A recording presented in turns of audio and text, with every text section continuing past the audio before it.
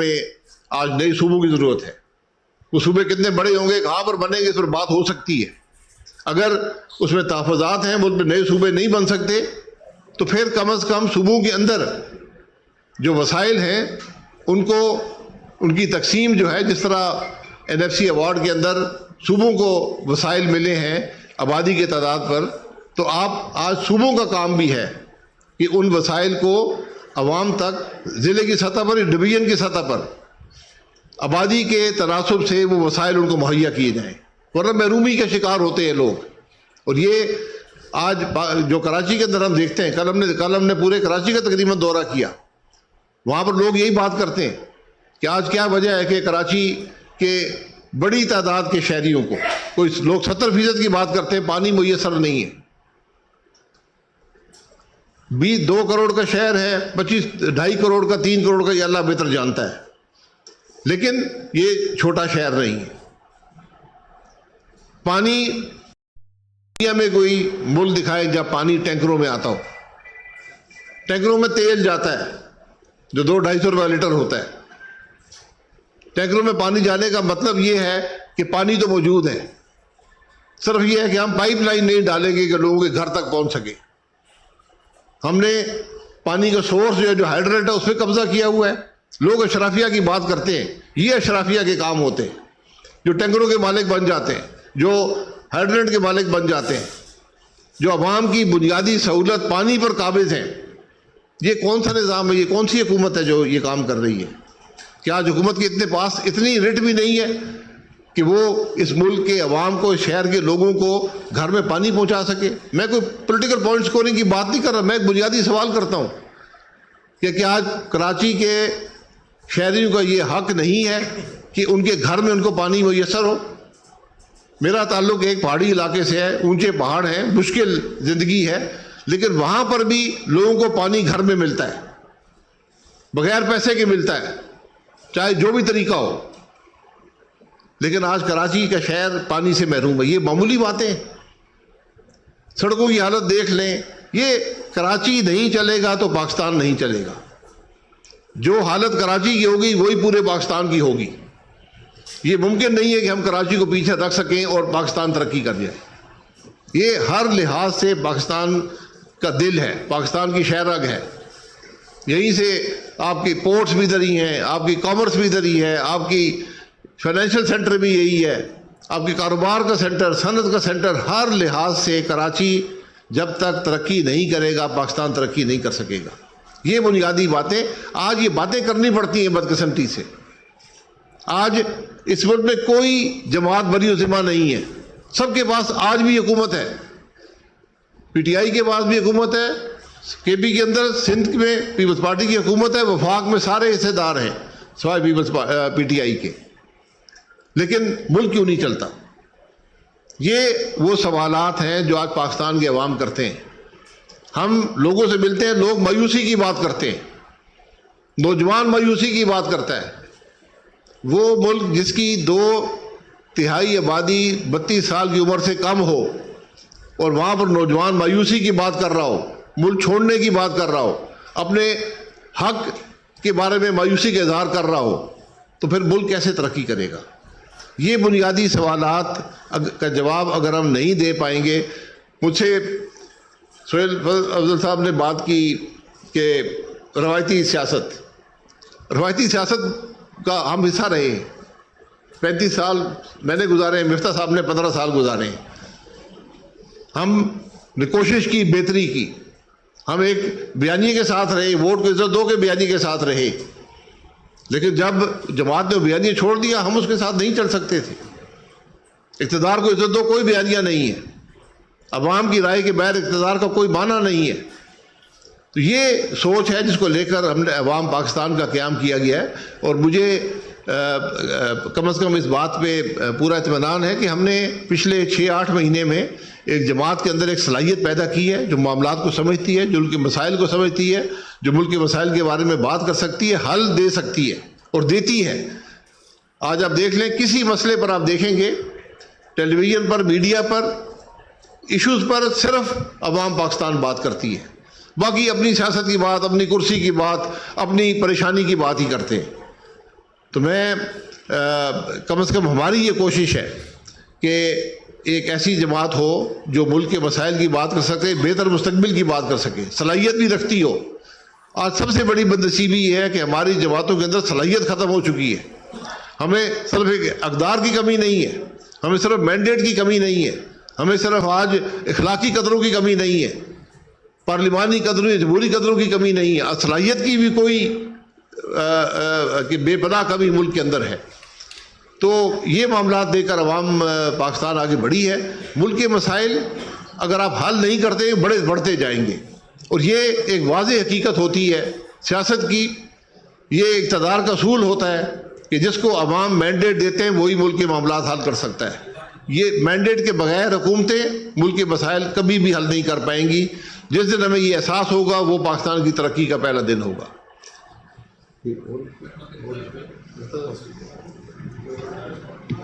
کوئی آپ کا سوال؟ جی کوئی سوال کرنا چاہیں؟ جی طاہر بھائی. ہاں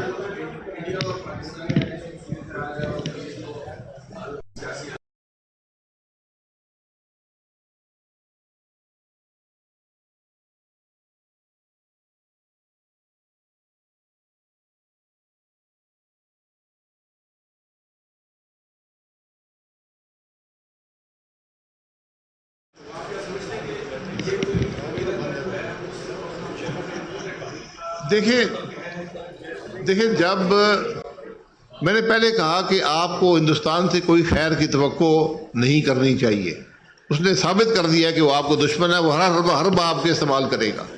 آج جو وہاں واقعہ ہے اس کا کوئی پاکستان سے تعلق نہیں ہے. حکومت نے میں کہہ دی ہے اور حقائق بھی اس طرف اشارہ کرتے ہیں. وہ بڑا ملک ہے، 1.5 ارب لوگوں کا ملک ہے. وہاں بہت سی تنظیمیں ہیں، جو لوگ ہیں جو خوش نہیں ہیں. کسی نے ایک مجرمانہ حرکت ہو سکتی ہے وہاں پر، لیکن اس کو استعمال کرنا پاکستان کے جو بنیادی جو آبی وسائل کی جو تقسیم ہے، جو اس کا طریقہ کار ہے، جو 60 سال کا سے پرانا معاہدہ ہے، اس کو آپ سسپینڈ کر دیں. تو جب آپ سسپینڈ کریں گے پھر کوئی آپ پہ آپ بھی سمجھتے ہیں کہ آپ پہ کوئی وہ ایگریمنٹ لاگو نہیں ہوتا جو انٹرنیشنل ایگریمنٹ ہے. یہ ورلڈ بینک کی وساطت سے ایگریمنٹ وجود میں آیا تھا، کیونکہ 2 بڑے ملکوں کے درمیان آبی وسائل کی تقسیم ہے، ان کے طریقہ کار پر معاملات طے کیے گئے تھے. تو آج اگر آپ سسپینڈ کرتے ہیں پھر یقیناً پاکستان کے پانی کے اثرات پر، وسائل پر اثر پڑے گا. تو اس کا آپ نے ہر جگہ پر، ملک کے اندر بھی، انٹرنیشنل کمیونٹی کے سامنے بھی آپ کو اس کا مقابلہ کرنا پڑے گا، اور اس کے لیے یکجا ہونا بہت ضروری ہے. پاکستان کو کیا کرنا چاہیے؟ پاکستان کیا اقدام اٹھا سکتا ہے انٹرنیشنل عدالت پہ جائے یا بھارت کو جو فضائی حدود استعمال کرتا ہے اس پر پابندی لگانی چاہیے؟ کیا اقدامات کرنے چاہیے؟ دیکھیں وہ آپ نے اقدامات لے لیے ہیں. آپ نے فضائی جو حدود تھی وہ بھی بند کر دی ہیں، آپ نے ان کے لوگ بھی نکال دیے ہیں. جو ایک سفارتی جو طریقہ ہوتا ہے وہ آپ نے اپنایا ہے، لیکن آپ کو تھوڑا اس سے آگے جانا پڑے گا.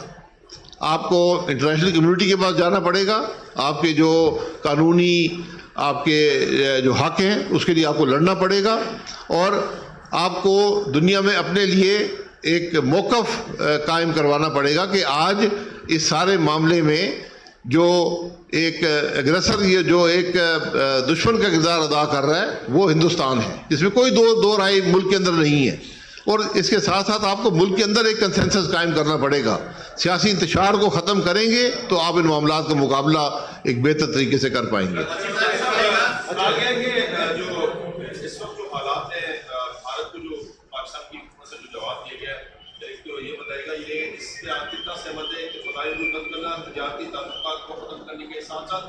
جو میڈیا کی طرف سے بھی ایک بیانیہ سامنے ہے کہ جو سیاسی اور جیتی کے تحت جو ہے جواب دینے کے لیے عمران خان کو رہا کر دیا ہے، اس فیصلے کو کیا ہے؟ دیکھیں یہ بات میں نے سنی نہیں ہے، لیکن یہ باتیں آج ثانوی حیثیت. آج آپ معاملے کی جڑ تک پہنچیں کہ آپ کیسے ان معاملات کا بہتر مقابلہ کر سکتے ہیں. اس میں میں نے پہلے کہا کہ سب سے پہلے ضرورت یہ ہے کہ ہم اپنا نفاق ختم کریں، ملک کے اندر اتفاق پیدا کریں. اگر اس میں عمران خان صاحب کو آج سزا ہوئی ہے، عدالت نے سزا دی ہے، لیکن حکومت کے پاس یہ اختیارات ہیں کہ ان کو پیرول پر رہا کر کے وہ بھی میٹنگ کے اندر شامل ہو سکتے ہیں. آج آپ کو ملک کو یکجا کرنے کی ضرورت ہے. یہ اپنے تحفظات علیحدہ رکھیں چند تھوڑے عرصے کے لیے تاکہ آپ ایک بہتر طریقے سے ان معاملات کا مقابلہ کر سکیں.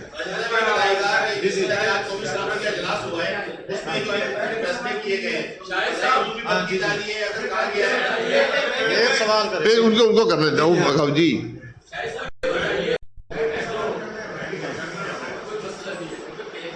یہ بتائیے کہ کارپوریٹ اسٹیبلشمنٹ کی موجودگی میں کیا پاکستان کی سیکورٹی بہتر ہو سکتی ہے؟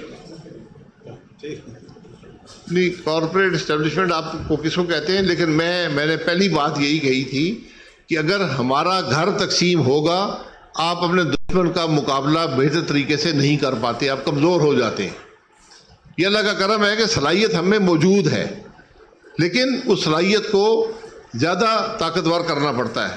وہ صرف اتفاق سے ہوگا، سیاسی اتفاق سے ہوگا. جو گھر خود تقسیم ہو وہ اس کے لیے ذرا مشکل ہو جائے کسی اور کا مقابلہ کرنا. آج قومی سلامتی کا اجلاس ہوا، اس میں کہا گیا ہے کہ اگر پاکستان کا پانی روکا گیا تو اس کو بھی جنگ سمجھا جائے گا، اور دوسرے فیصلے کیے گئے، اس سے فضائی تحفظ کو بھی بند کرنے کا فیصلہ کیا گیا ہے، اور سفارتی عملے کو بھی یہاں سے 30 اپریل تک نکل جانے کو کہا گیا ہے. یہ جنگ کا ماحول بن رہا ہے، معیشت ہمارے ملک کی اتنی مستحکم نہیں ہے. کیا ہمارا ملک جو ہے اس طرح کے فیصلے کرنے کے بعد یہ جنگ زیادہ ماحول بن جائے گا، اس میں کیا سروائیو کر سکے گا؟ آپ سابق وزیر اعظم ہیں، اس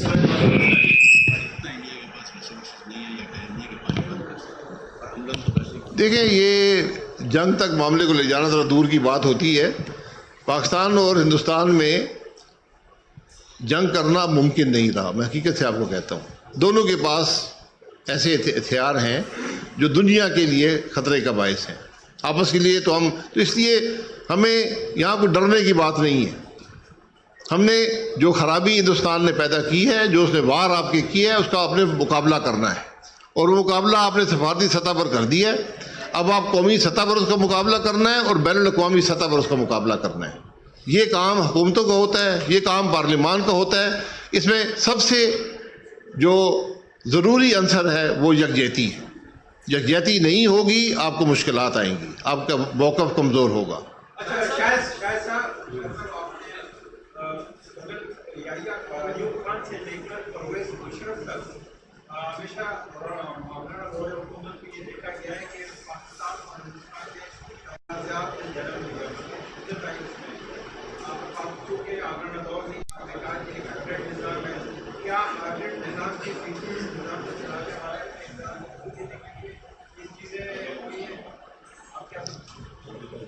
دیکھیں یہ تاریخ کے سبق ہیں. آمرانہ دور کا شاید اس معاملے سے کوئی تعلق نہ ہو، لیکن جہاں پر بھی جب آئین کے مطابق حکومتیں نہیں ہوتی ان کو ان خرابیوں کا مقابلہ کریں، اس وار کا مقابلہ کرنے میں مشکل پیش آتی ہے، کیونکہ اتفاق نہیں ہوتا. نظام آئین کے مطابق نہ ہو تو آپ کمزور ہوتے ہیں. آپ دنیا کے سامنے بھی کمزور ہوتے ہیں، گھر میں بھی کمزور ہوتے ہیں. اس لیے آج پاکستان کی سب سے بڑی ضرورت یہ ہے کہ ملک کے نظام کو آئین اور قانون کے مطابق کریں، جو اس میں خامی ہیں ان کو دور کریں. نمائندہ حکومتیں ملک کے اندر ہوں، وہ زیادہ صلاحیت رکھتی ہیں ایسے معاملات کو طے کرنے کا. آپ کے سامنے جب ہندوستان نے اگست 2019 میں اپنا آئین ایمینڈ کر کے کشمیر کو انیکس کر لیا تھا تو ہمارا موقف اس وقت کمزور تھا. ہمارا جو رسپانس تھا وہ کمزور تھا. جو ہمیں وہی کرنا چاہیے تھا جو آج یہاں پر ہوا ہے.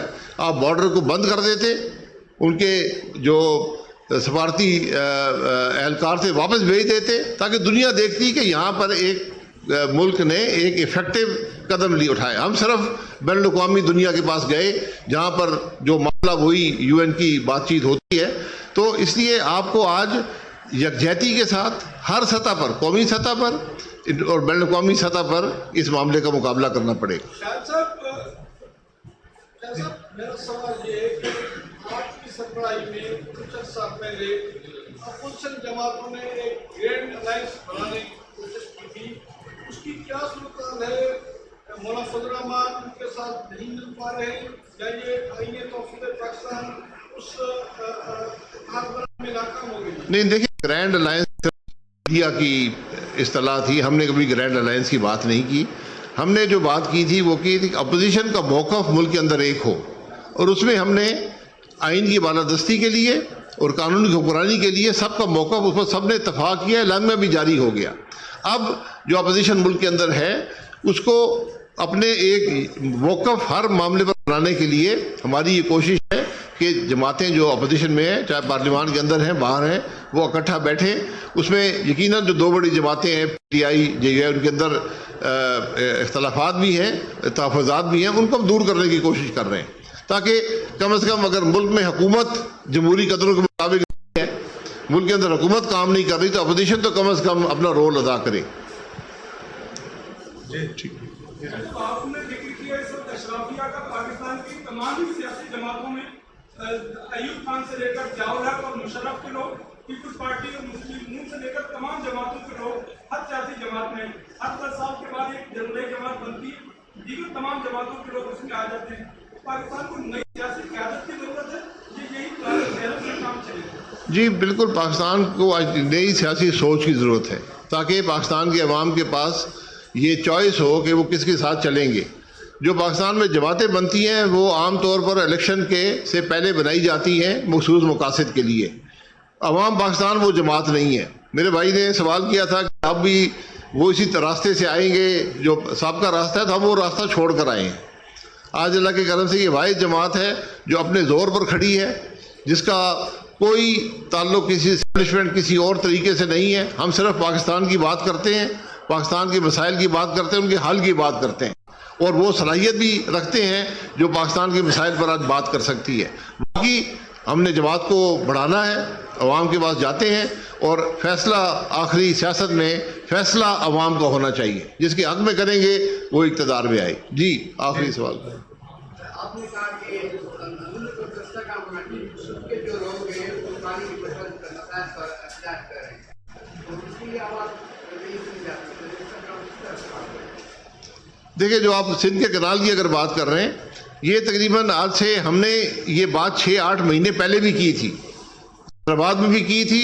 अनवर सुमरो साहब यहाँ मौजूद हैं, पिछले अक्टूबर में नवंबर में सखर में ये बात की, लेकिन बदकिस्मती से हमारे हुक्मरान जो हैं उनको ये बातें नज़र नहीं आती क्योंकि उनके जो मैंडेट है वो मशकूक है, वो अवाम से घबराते हैं। आज ज़रूरत, मैंने कहा बड़ी आसान बात थी, आप मुल्क का वज़ीर-ए-आज़म जाता सेनेट के अंदर बात करता, ये मेरा मंसूबा है, मैं ये कनाल बनाना चाहता हूँ, इन मकासद के लिए बनाना चाहता हूँ, ये उसके असरात होंगे। पानी एक टेक्निकल मसला भी है लेकिन उससे ज़्यादा एक पॉलिटिकल मसला है। अगर लोगों के अंदर ये एक शक और शुबा पैदा हो जाए, उसको ख़त्म करना बड़ा मुश्किल होता है। तो ये आज बदकिस्मती है, हुकूमत ने अपनी नाअहली से, अवाम के मैंडेट को ना कबूल करने की वजह से और जो उनके पास फोरम मौजूद है पार्लियामान का, उसको इस्तेमाल ना करने की वजह से आज जो जमात यहाँ हुक्मरान है वो उसका सदर भी उसी का है, वो वफाक उसका हिस्सा भी है। क्या वो अवाम के शक और शुबा दूर नहीं कर सकते थे? आज ये सिर्फ कह देना कि हम आपके साथ हैं ये काफ़ी नहीं है। आपको अपना जो असर रसूख है हुकूमत के अंदर वो इस्तेमाल करके इस मसले को हल करना पड़ेगा। इस मौक़िफ़ को जो जिस जमात का है, जो पीपल्स पार्टी का मौक़िफ़ है, जो सिंध के अवाम की ज़रूरत है, जो पाकिस्तान के काश्तकार की ज़रूरत है, उस पर आप बड़ा वाज़े मौक़िफ़ लेना होगा ताकि ये शक शुबा लोगों के ज़हन से ख़त्म हो। भाई साहब 7 महीने हो गए, आपने कहा कि आप हर मसाइल में गुफ्तगू कर रहे हैं, तो कोई नया लीडर आपके साथ दीगर जमातों को क्यों नहीं जोड़ रहा है, ये बताइएगा। और अभी आपने कहा कि एस्टेब्लिशमेंट को आप छोड़ के जो रास्ता था, प्रो एस्टेब्लिशमेंट वाले लोगों को छोड़ के आप जो है इस रास्ते पे आए, तो प्रो एस्टेब्लिशमेंट और